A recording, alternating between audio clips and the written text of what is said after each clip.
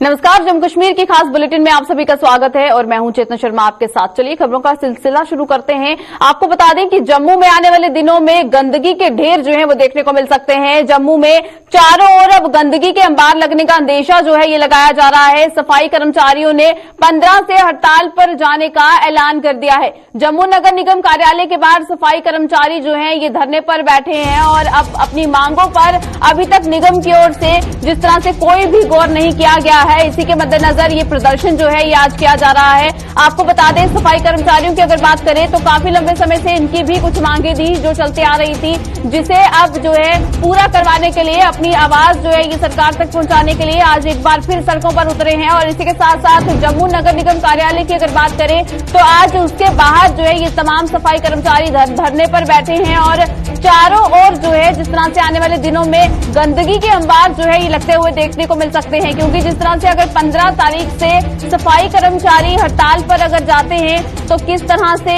जो पूरे जम्मू की अगर बात करते हैं, जहां पर सफाई कर्मचारियों की वजह से यहां पर साफ सफाई जो है ये देखने को मिलती है।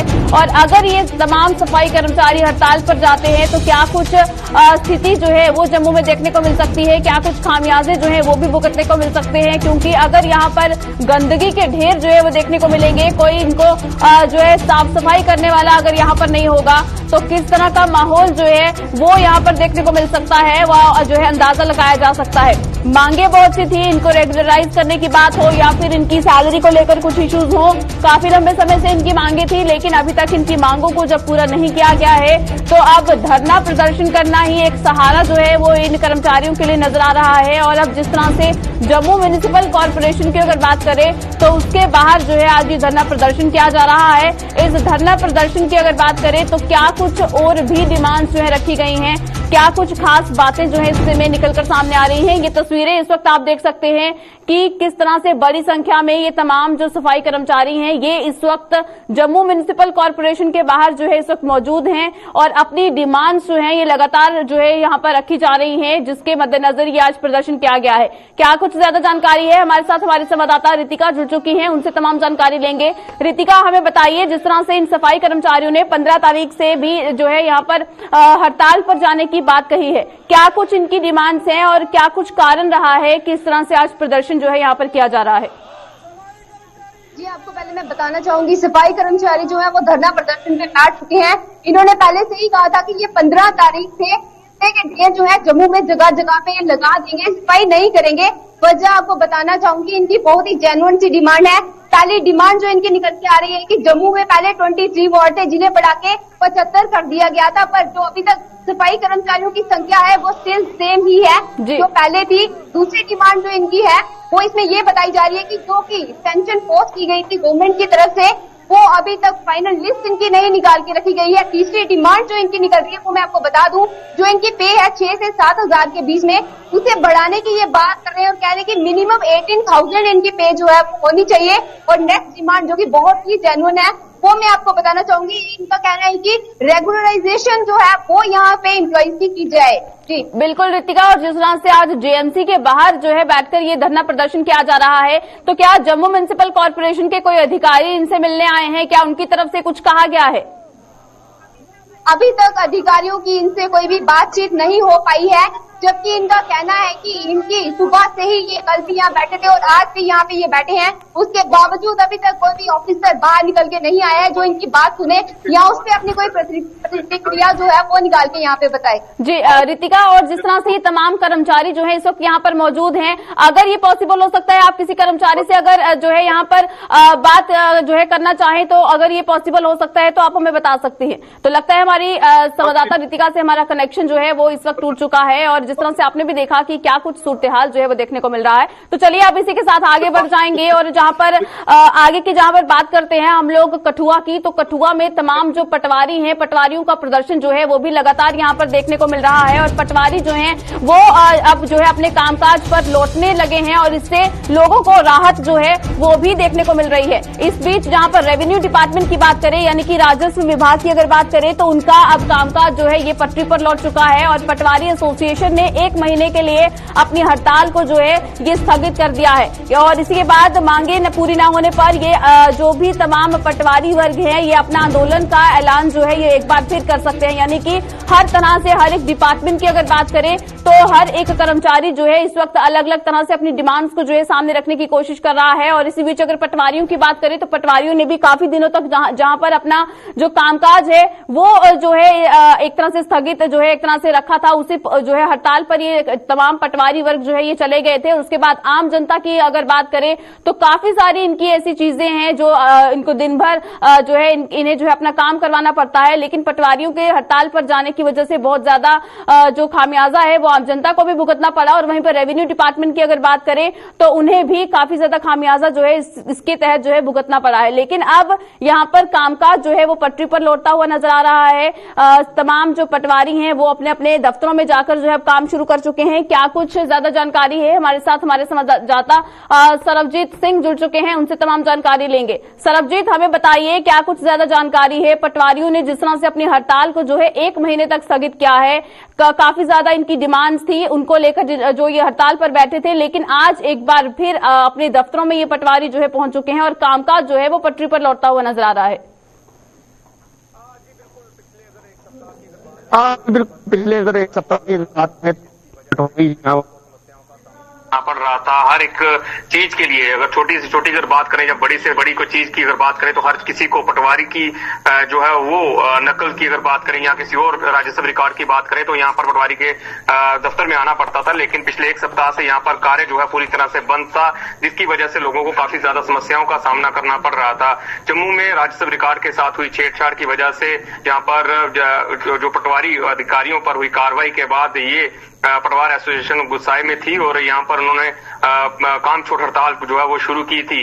और कठुआ में अगर बात करें तो पिछले 1 सप्ताह से ये लोग हड़ताल पर बैठे हुए थे, लेकिन कल जिस तरह से सरकार के जो उच्च अधिकारी हैं उनके साथ बातचीत हुई है पटवार एसोसिएशन की, उसके बाद इन लोगों ने ये निर्णय लिया है कि 1 माह तक इन लोगों ने अपनी हड़ताल को स्थगित कर दिया है और आज सुबह से ये लोग काम पर लौट आए हैं, जिसकी वजह से जो आम जन है उनके कार्य एक बार फिर से यहाँ पर शुरू हो गए हैं। बिल्कुल सरबजीत, और जिस तरह से 1 महीने तक इन्होंने एक्सटेंड कर दी है अपना जो एक तरह से स्थगित जो है उसे किया है अपनी हड़ताल को, तो अभी काम जो है शुरू कर दिया। क्या कोई आश्वासन इन पटवारियों को दिया गया है जिसकी वजह से इन्होंने अपनी हड़ताल जो है अभी के लिए खत्म की है? जी बिल्कुल, जितना काफी लंबी इनकी फेयर लिस्ट है इस जो अपनी मांगों को लेकर जो इनकी बातचीत हुई है सरकार के साथ और उनको आश्वासन दिया गया है कि समय रहते इनकी जो जितनी भी जायज मांगे हैं उनको मान लिया जाएगा। और इसी आश्वासन के बाद इन लोगों ने हड़ताल को स्थगित किया है। लेकिन इन लोगों का साफ तौर पर यही कहना है कि अगर समय रहते सरकार ने जो आश्वासन इनको दिए हैं, अगर 1 माह के अंदर ये सारे आश्वासन को सरकार पूरा नहीं कर दी है तो आने वाले समय में एक बार फिर से वो लोग हड़ताल पर चले जाएंगे। जी चलिए सरबजीत, बहुत शुक्रिया हमें तमाम जानकारी देने के लिए। तो जिस तरह से अब पटवारियों का ये जो कामकाज है ये पटरी पर लौट आया है और उम्मीद यही है कि जल्द से इनकी मांगों को जो है पूरा कर लिया जाएगा।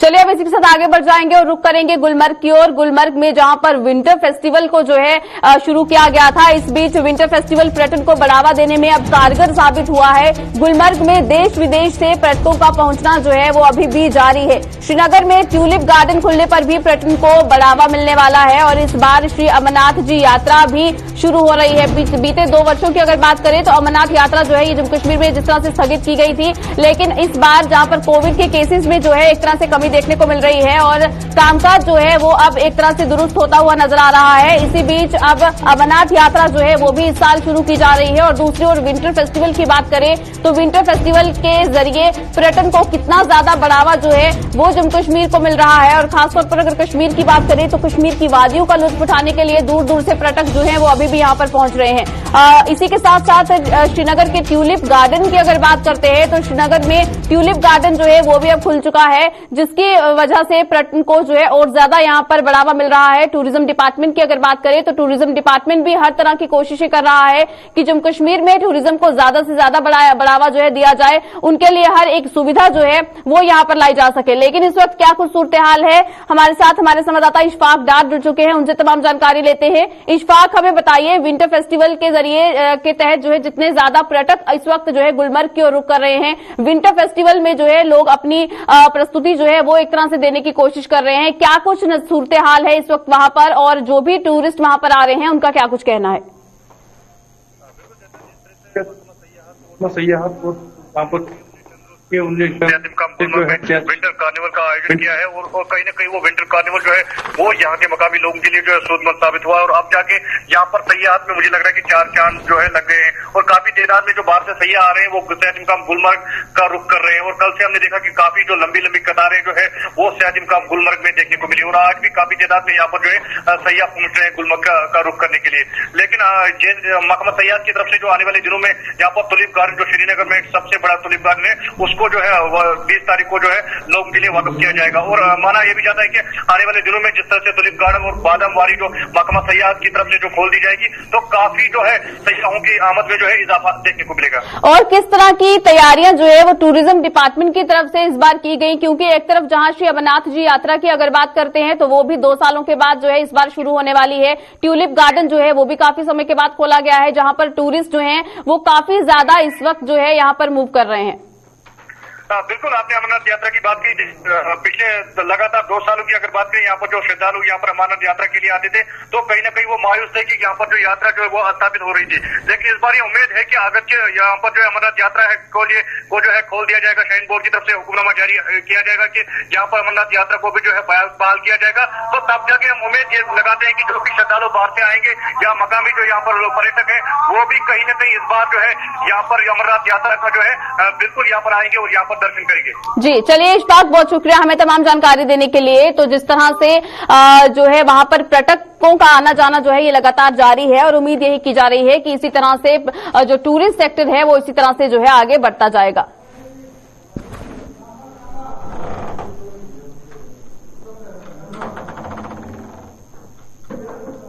चलिए अब इसी के साथ आगे बढ़ जाएंगे और रुख करेंगे सांबा की ओर। सांबा में आपको बता दें कि सांबा म्युनिसिपल काउंसिल जो है वो गर्मियां जिस तरह से आने वाली हैं, इस बीच डेंगू फैलाने की तैयारी में जो है ये लगा हुआ है। शहर के वार्ड नंबर 11 की अगर बात करें तो वहां पर बद से बदतर हालात से जो है ये म्युनिसिपल काउंसिल जो है इस वक्त बेखबर है और ड्रेनेज सिस्टम की व्यवस्था न होने से गलियों में गंदा पानी जो है वो फैल चुका है। प्रदर्शन करने को यहाँ पर जो लोग हैं वो मजबूर हो रहे हैं और गुस्सा जो है वो यहाँ पर देखने को मिल रहा है। गर्मियां जिस तरह से जो है शुरू होने वाली हैं, इस बीच साफ सफाई का ध्यान जो है वो रखना बहुत ज्यादा जरूरी है। लेकिन इसी के साथ म्युनिसिपल काउंसिल की अगर बात करें तो जिला सांबा में किस तरह से लापरवाही जो है वो म्युनिसिपल काउंसिल की देखने को मिल रही है। डेंगू और मलेरिया जैसी जो बीमारियां हैं उनके फैलने का खतरा किस तरह से यहाँ पर बना हुआ है। खासतौर पर अगर जिला सांबा के वार्ड नंबर 11 की अगर बात करते हैं तो वहां पर बद से बदतर हालत जो है इस वक्त बनी हुई है और वहीं पर नालियों और गलियों की अगर बात करें तो गंदा पानी जो है वहां पर जो है फैला हुआ है। आप तस्वीरों में साफ तौर पर देख सकते हैं कि किस तरह से यहाँ पर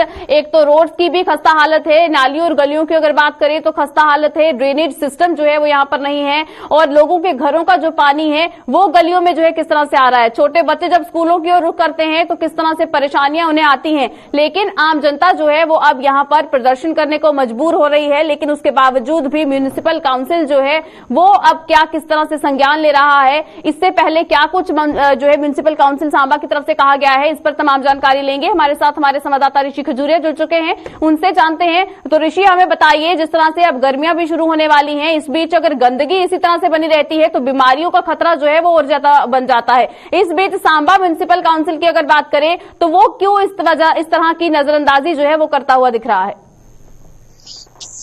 सांबा की बात करें तो लगातार सवालिया निशान उनकी कार्यप्रणाली पर अब लगना शुरू हो चुके हैं और बताते चले कि जिस तरह से एक नया मामला गंदगी का सामने आ रहा है वार्ड नंबर 11 सांबा से, तो यहाँ पर आप अंदाजा लगा सकते हैं अभी एक तरफ हम कोविड से लड़ रहे हैं पूरी तरह से है, लेकिन दूसरी तरफ अगर डेंगू मलेरिया की बात करें तो आने वाले जिस तरह से गर्मी शुरू हो रही है, पनप शुरू होगा, इस तरह से लोग जो बीमारियों से ग्रस्त होना शुरू हो जाएंगे। ये जो वार्ड नंबर 11 की हालत है, तस्वीरें साफ तौर पर बयान करती है कि जो गंदा पानी है पूरे शहर का म्युनिसिपैलिटी में इकट्ठा हो जाता है, यहाँ पर कोई भी ड्रेनेज सिस्टम नहीं है, और ड्रेनेज सिस्टम ना होने से जो गंदा पानी है वो लोगों के घरों को जाता है, और खासतौर पर यहाँ के जो लोग हैं वो काफी बुरी तरह से यहाँ पर रह रहे हैं, बड़ी मजबूरी में यहाँ पर रह रहे हैं। और यहाँ स्कूली बच्चों को लेकर भी बात करें तो साथ में स्कूल भी लगता है, स्कूल के बच्चे किस तरह से इस पानी को क्रॉस कर जाते हैं, यानी कई बार जब बरसात के दिन हो, पानी का फ्लो ज्यादा होता है, या फिर पानी जिस तरह से लगातार इकट्ठा है, तो ये गंदा पानी कहीं ना कहीं एक मुसीबत बना हुआ है, और यहाँ बच्चों के लिए भी खतरा है कि कहीं इसमें गिर ना जाए या कोई जख्मी ना हो जाए। और खासतौर पर अगर रात के वक्त की बात करें तो किसी को कोई इमरजेंसी आ जाए, किसी को कहीं अस्पताल लेकर जाना पड़े, तो किस तरह से इस रास्ते से निकलना है। और लोगों ने खुद ही यहाँ पर अपने इलाके में जेसीबी लगाकर कुछ यहाँ मलबा जो है वो हटाने की कोशिश भी की है, लेकिन चारों तरफ अगर इस लोकेलिटी की बात करें तो अलग अलग एरियाज में यहाँ पर पानी इकट्ठा हो गया है, और जेसीबी वाले भी जब आते हैं वो कहते हैं कि हमसे नहीं हो पाएगा ये काम, और ये म्युनिसिपल काउंसिल सांबा का ये काम है।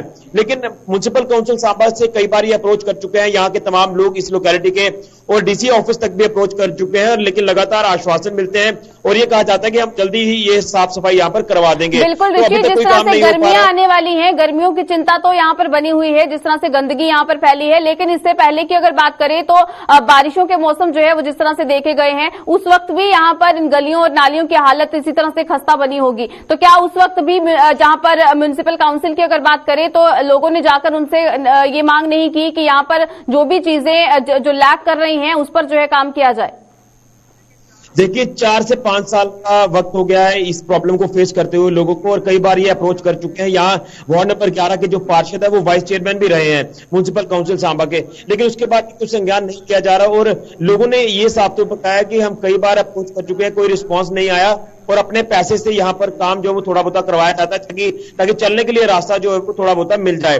लेकिन आखिर कब तक ऐसा चलेगा? और हम कहीं ना कहीं स्वच्छ भारत अभियान के मिशन को लेकर बात करते हैं। लगातार आपने देखा कि जब भी कोई सरकारी फंक्शन होता है तो तमाम अफसरानों की बात करें या नेताओं की बात करें, फोटोग्राफ्स वो खिंचवाने में माहिर होते हैं, लेकिन अगर ग्राउंड रियलिटी आपको बताएं, जो जमीनी हकीकत पर काम हो रहे हैं वो आपके सामने है। और ये एक जीता जागता उदाहरण है कि स्वच्छ भारत अभियान का जो स्लोगन है वो कहीं ना कहीं फेल साबित होता हुआ नजर आ रहा है, और अभी तक जो अप्रोचेबल अथॉरिटीज हैं वो अभी तक यहां पर नहीं पहुंच पा रही, और कोई भी संज्ञान इस लोकेलिटी को लेकर नहीं लिया जा रहा है। इससे पहले भी हम शहर के कई अलग अलग एरियाज के बारे में अपडेट कर चुके हैं कि साफ स्वच्छता के नाम पर कहीं ना कहीं लोगों को बेवकूफ बनाया जा रहा है, और अगर सुबह की तस्वीरें कभी हम आपको दिखाएं तो आप हैरान हो जाएंगे कि वाकई में हम जो स्मार्ट सिटी को लेकर स्लोगन दे रहे हैं कि हम स्मार्ट सिटी बनाएंगे, अगर इस तरह से जमीनी सतह पर काम नहीं होगा तो किस तरह से स्मार्ट सिटी बनेगी और किस तरह से स्वच्छ भारत अभियान के स्लोगन कामयाब होंगे। तो एक जीता जागता उदाहरण है, यहाँ पर पोल खुलती हुई नजर आ रही है म्युनिसिपल काउंसिल सांबा की। बिल्कुल ऋषि, और जहां पर ये अभियान शुरू किए जाते हैं उनका जमीनी स्तर पर काम करना बहुत ज्यादा जरूरी हो जाता है, ताकि जिस तरह से स्वच्छ भारत अभियान भी शुरू किया गया है उसके तहत इसी तरह से सफाई जो है वो हर एक गली और मोहल्ले में देखने को मिल सके। चलिए ऋषि, बहुत शुक्रिया हमें तमाम जानकारी देने के लिए। तो जिला सांबा की अगर बात करें तो वहां पर आपने देखा कि किस तरह से लोग जो है ये इस वक्त जो है इस गलियों और नालियों की खस्ता हालत के बीच जो है यहाँ पर रह रहे हैं, और गर्मियां जिस तरह से आने वाली हैं इस बीच बीमारियों का बने रहने का बहुत ही ज्यादा डर जो है वो यहाँ पर भी बना हुआ है।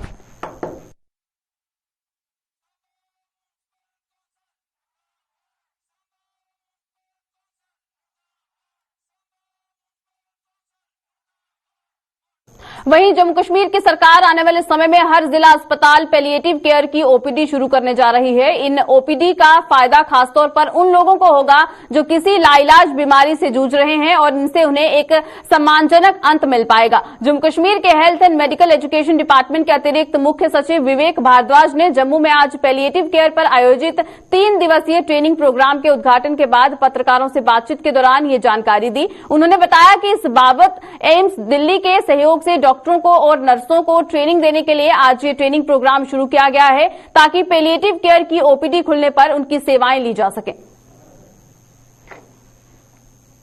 जम्मू कश्मीर के हर जिला अस्पताल में एक पैलिएटिव केयर का ओपीडी शुरू किया जाए। इसका मतलब ये है कि जिनको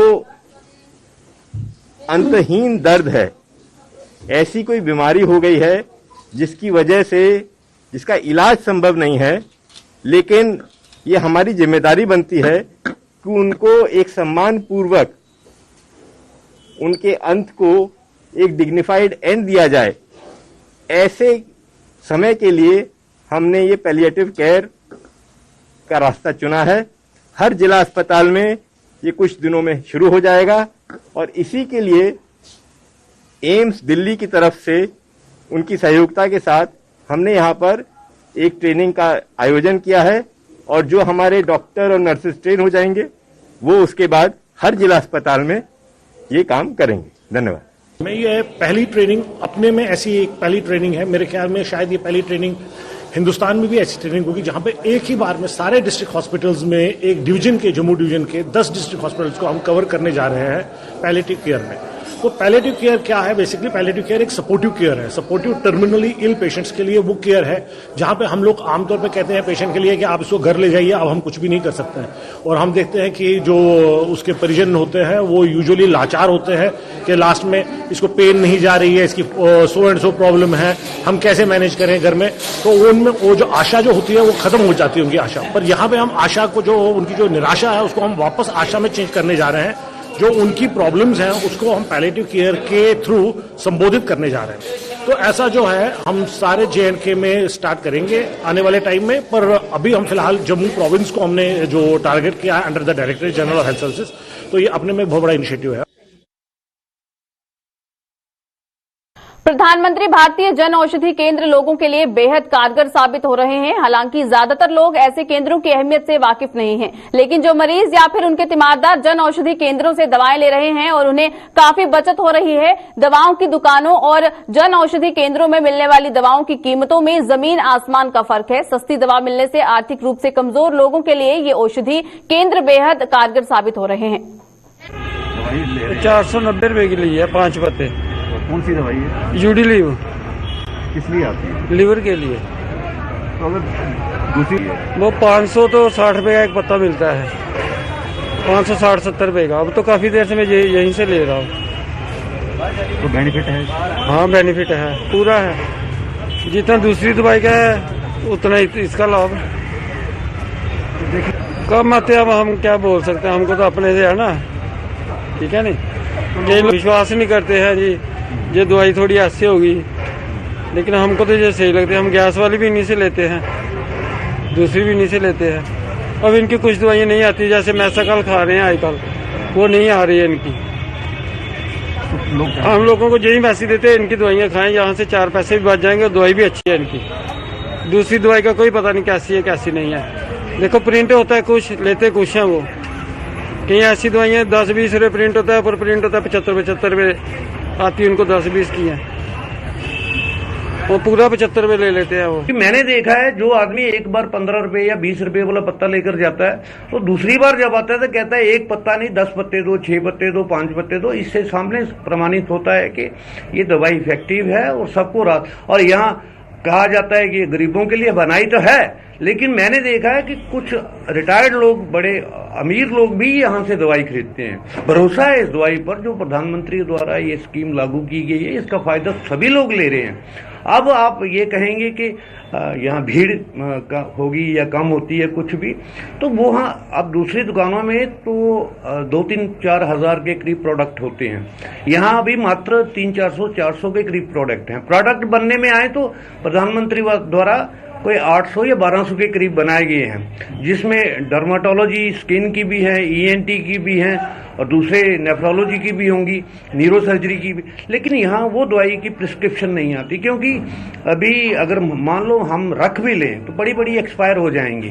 इसलिए यहाँ जितनी भी दवाई हैं, या डायबिटीज की, हाइपरटेंशन की, मल्टीविटामिन की, दर्द की, गैस की, सभी दवाइयों की यहाँ सेल है, बिकती है। कस्टमर अवेयर है, कस्टमर खुद आता है, लेता है। 10 पत्ते दवाई ली है तो 280 रुपए की आई है। यही दवाई हम बाजार से लेते तो यही दवाई हमको ज्यादा नहीं तो 600-700 रुपए की मिलनी थी ना। महीने के लिए जाते हैं, बार बार आना नहीं पड़ता, जबकि खा रहे हैं तो शुगर कंट्रोल में है।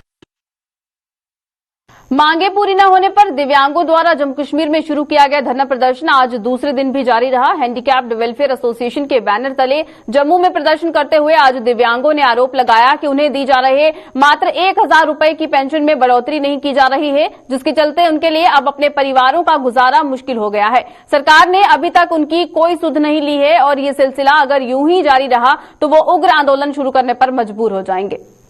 कल से बैठे हुए हैं। कल से हमारी मांग यही है कि पेंशन जो है सबसे बड़ा मुद्दा है, और भी काफी मुद्दे हैं, लेकिन पेंशन जो है ओनली फॉर 1000 रुपया मिल रहा है। हालांकि बाकी सरकारें जो है अब तो यूटी बना दिया गया, बाकी सरकारों में किसी में 3000 है, किसी में 5000 है। हमारे JNK में ही है, यूटी बनाकर भी अब 1-1000 मिल रहा है। उस 1000 में कोई गुजारा नहीं हो रहा है। अब खुद दे सकते हो कि चीनी का किलो 150 रुपए का है। बंदा क्या करेगा जिसका परिवार होगा और सिर्फ पेंशन पे गुजार। सरकार से यही मांग है कि पेंशन बढ़ाई जाए और कम से कम हमारी पेंशन 5 से 10,000 की जाए। मुख्य डिमांड इस समय जो पेंशन की चल रही है, वैसे तो हमारी बहुत सी डिमांड है, जो मेन इस समय जो हमें मेन मांग रहे हैं वो पेंशन ही मांग रहे हैं। जो हमें कुछ ऐसे वर्क दिए जाएं जिससे हमारा घर का गुजारा हो सके। हमें तो सरकार पीछे फरवरी महीने से लॉलीपॉप दे रही है। पीछे फरवरी महीने में हंगस टाइप में यहीं भी बैठा था, तभी हमें अखरोट रैली भी की थी, और तभी ऐसे ही गोल मोल ही काम रहा। कभी बोलते हैं आपको देंगे पेंशन, कभी फिर वो ग्राउंड लेवल पे कुछ नहीं हो रहा है। अब 2016 एक्ट भी इन्होंने हमारा पास किया था, मगर ग्राउंड लेवल पे उसका भी बेनिफिट हमें कुछ नहीं मिल रहा है। इसलिए हम दोबारा यहाँ पे आए हैं। आपको क्या जब काम नहीं बनता तभी आदमी रोड पे आता है। अब ये भी देखो, आप खुद ही आपके सामने कल 2 दिन से बैठे हैं, कोई आ नहीं रहा है, नरमी से कोई नहीं आ रहा। फिर इसके बाद में जो अब विद इन डेज में आक्रोश रैलियां होने वाली हैं, फिर उसमें कोई मरने मराने वाला काम होगा तो उसकी जिम्मेवारी गवर्नमेंट पे होगी। चलिए, बुलेटिन में फिलहाल इतना ही। दीजिएगा इजाजत। नमस्कार।